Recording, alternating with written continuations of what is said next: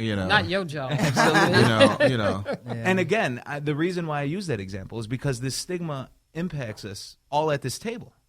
And not until we really look at it, that we have our own biases, we have our own mindsets, that when we hear about these mental illnesses or when we hear about these erratic behaviors, those words like crazy, don't mess with him, or those things, those have been embedded in the way that we in the way that we look at things. Yeah. Okay. And again though, but that stigma does more than just to actually put that label, because now if someone's walking around with that label, then it's not so much that the individual with the labels kind of act in a certain way, but it's really how society's like relationship and how society relates to this person with having this label. Right, and that's so true, because we will label people so much that we will consider that if they have some kind of disorder, there's something wrong with them, and if that's a society norm to think that way, it makes it very difficult for that person to adjust, because you're already looked at like there's something wrong with you. And all of us have something wrong with us, if we're truthfully honest. We all have some kind of disorder, in our lives. But when you're labeled with that, if someone says you're what is it? Was it ADHD? ADHD. If you've got that, somebody's going to think that, that person's not going to be productive. And we think that, right away. And so, unfortunately, society has always had a situation where we've labeled people negatively that causes an issue. So families don't want that label on their child because they're embarrassed. But again, Joseph, we need to get away from that, because that embarrassment can hurt the child in the long run. I think, Rick, I'm so glad you said that, because I actually had that same conversation this morning with someone who was talking about their child having issues. And I won't go into too many details, but I did say, well, it sounds like the child has ADHD. And, they were like, no medication for my kid. And I was like, hey, my kid has it. And, we talk freely here. So I was like, no, my kid has it. So I went through and I explained to her, diagnosis and things that you could do opposed to medication. And she was like, oh, my God, I can't believe somebody else is going through that. And I think once we let people know that they're not alone, that sometimes it's a lot easier to deal with. Yeah. And absolutely, doing the work and coming across, different individuals with the same diagnoses and the same issues. We all share the same issues, and we're all trying to work through the same issues. But it's the thing that we don't want to let from behind the curtain, that we don't want anybody to see. Mm-hmm. So of course we can't come together and we can't support each other, or we can't even share how we're feeling and what we're going through if we're not even confident enough to speak about it in the open. And I think that that's one of the reasons Rick and Brenda think that this show is for them, but it's really for me. It allows me to talk about things and get things out. And because I did have depression, I suffered with depression and was ashamed to take medication at first, until somebody had to break it down to me and say, if you had high blood pressure, would you take your medicine? If you had a heart condition, would you take your medicine? So I was like, yeah. So they were like, well, right now you're in the middle of depression. You need to take your medicine. But based on that, I'm able to freely say this to other people, and they feel like, okay, I'm not alone here. So I think a lot of times that is the key. Let's talk about it so that you realize you're not alone. And, if I can add, taking, pills for, high blood pressure is an acceptable disorder. Mm-hmm. And so people are like, oh, okay, fine. But when you have one that's not accepted or looked at as negative, as OCD, then somebody says, well, I don't want to take that, because they don't want that negativity upon them, like, oh, you're taking that for OCD, something's wrong with you. Well, there's something wrong with you when you have high blood pressure, too. Mm-hmm. That's why you're taking it. We need to stop looking at as certain things as a negative stigma, as Joseph said, and realize this is for your benefit and not something that you need to be ashamed of. And something really that I take pride in, really being part of the LAYNIE Foundation organization. It's more than doing the therapy. It's more than doing the one-on-one. It's more than doing the family therapy, the group therapy, because it's a movement of really trying to work at trying to remove this stigma and really bringing in awareness. And there's a campaign right now within the LAYNIE Foundation, and it is we have a title for it. It's called Connecting the Pieces, because really servicing and really trying to help people with mental health issues or mental health diagnosis, however you want to call it. You have to know exactly what pieces of this puzzle come into play. Right. So 9 times out of 10, before this movement, and this movement is really starting to happen, and this is really about removing and replacing the stigma. we would have clients, we would have families come in and get treatment, and then they would leave the office from treatment and then go back into the school setting or go back into the community. And the school or the community, they didn't know everything. They don't know that the child or the family are going through mental health services. The physicians, they sometimes they do, sometimes they don't. The people who are really interacting with these children and these families who have these diagnoses, all of these pieces are disconnected. And as us being the practitioners, as us delivering the services and really trying to help the children, the families, we are trying to bring these pieces within the whole community together. Yeah. So we can connect it and really start to change this stigma, because it is okay to talk about. Right. And that's the only way we're going to change it. That's true. What you got, baby? I got this. Joseph has spoken, and we're in this together. That's why we call the Let's Stay Together show. So connect with us so we could connect the pieces. Call in at 312-754-4333. There's no judgment, because the three of us on this fourth panel are crazy here. So Well, I'm glad you said the three of us, because with the exclusion of Joseph. Oh, He's you're here to excluding help. Joseph. Okay. Just boom, boom, boom. I want to just definitely say to people, don't be ashamed. If it's something about you or someone that you know, call in at 312-754-4333. And if you don't want to call in, listen so you can get some very important information. But we would like for you to call in just to maybe, share something about yourself or someone that you know, even some, stigmas or stereotypes that you may have had that you want to get out and, talk about, so you can learn why you shouldn't have these kind of thought processes about people who have mental health disorder. Baby, what you got over there? Okay, this might be my own personal question. I don't know. But the question is, when does a mental concern become a mental illness? So worried about that OCD. We got Joseph chewing some of this great chocolate we got here from Barry Calabo. It is phenomenal. Thank you, Barry Calabo, for this excellent chocolate that you gave us. Shameless plug. Yeah. Shameless. Well, I'll tell you what. Before I even answer that, what do you think? I'll let the both of you answer.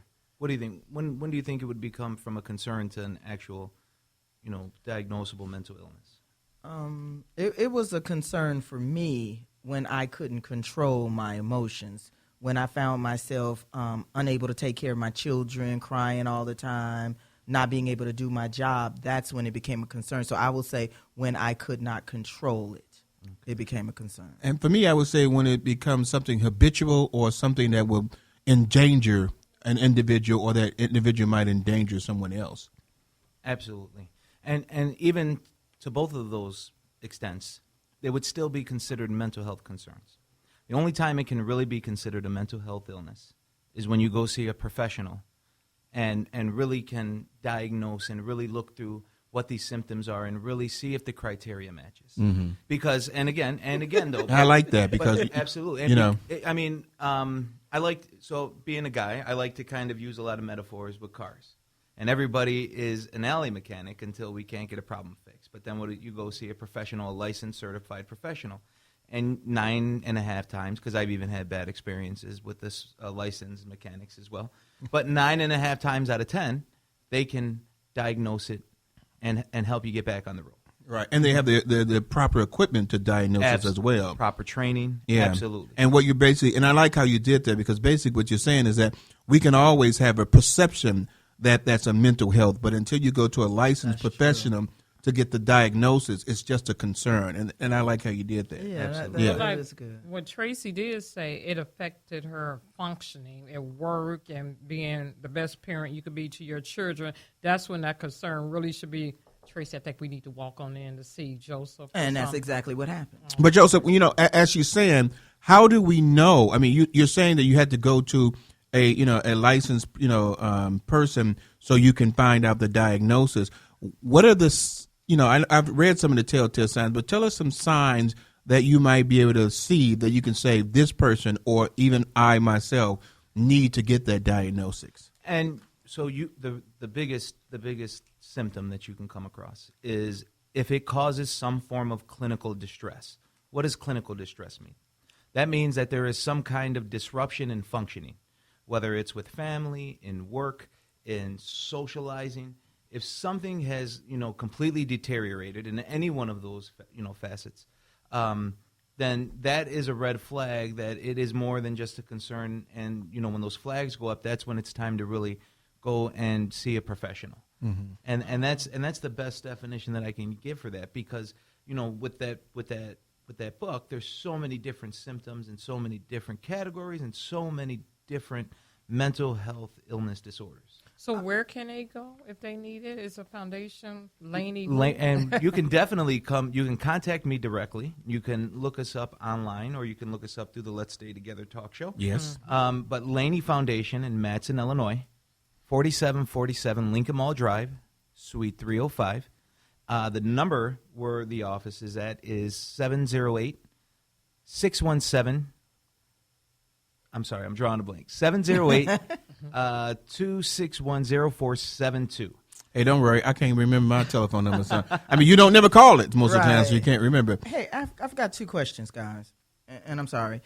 To go back to when we were talking about stigmatisms. Is this one of your Facebook questions? Yes, a Facebook question. Yeah, let them know this is Facebook. I'm sorry, question. this is a Facebook And this is Tracy, question. by the way, if you don't hear her voice as much, but this is Tracy. Hey, you can Tracy. tell when Tracy likes stuff. Okay. Yeah. Yeah. I'm sorry, not stigmatism. The stigma, when we were talking about the children, and they were asking, is the stigma reinforced at home? And if it is, do the children take it to school or wherever else they go? You get what I'm saying? This stigma that we're talking about? When we were talking earlier about the stigma. And I don't want to answer questions with questions, but absolutely it's reinforced. You are a counselor. Can you tell? Yes. So let me turn off the counselor mode. No, that's all right. Be yourself, man. Be yourself. So I'll tell you what. These stigmas are most definitely strengthened within the homes. Mm-hmm. The stigmas, even the ones that we kind of, the thoughts that we had, the same ones that we presented at this table. Oh, he's crazy. Don't mess with him. Mm-hmm. We were taught that. We were taught that in our homes. That's true. Mm-hmm. And it, like I say, it's a generational pattern. So absolutely they're strengthened within. And when they go to school, absolutely. Especially even working with grade school students. Grade school students, in the event that, you do have to have an issue come up where counseling services or the counselor does have to interact with the school, mm-hmm. That's even more of the stigma coming out. Because now you're around, the child is around the peers, the child is around the classmates. They got to step out of class to see the counselor. Oh, there's got to be something going on with him, and that's not the case. Yeah. That is not the case, and that's exactly why, the work on really this campaign, this awareness campaign, this is really to counter the stigma, and we got our work cut out for us. Yeah. But we are dedicated, and we work diligently, and we really want to work on removing the stigma, removing this black label, because it's been long enough. And the more that the stigma stays there, the more that the help that is needed goes untreated. Right. Okay. I'm sorry, Brandon. Just a quick thing for your next question. Go ahead. That it made me think about when you was asking Tracy and Rick, what's the one thing you could think of back in the day? The people, and I remember you used to always be, oh, he's slow. He's on a short bus, the short Mm-hmm. school bus. And it's like, they know I have this passion for people who are disabled. I will fight anybody who talk, and I don't even have to know the person. It's like, you just don't do that. And to me, that aggravates me. That's why this is so dear to me. And I know my husband probably said she looked crazy anyway. So that's probably why this is dear to me. But go ahead. Well, you crazy to be married to this crazy I am crazy, baby. Crazy in love. Crazy in love. Go ahead. That made me think about that when they said, oh, he's slow. And we're, and they label them that way, and they grow up to think that way. And it's like, you're right. We have to put a stop to it. Hey, we've got the music coming on right now, and we're going to be right back. That 30 minutes went by real quick. This is Let's Stay Together show with your host, Reverend Rick McCain, my baby, my girl, my boo, author Brenda McCain. We'll be right back after these commercial breaks.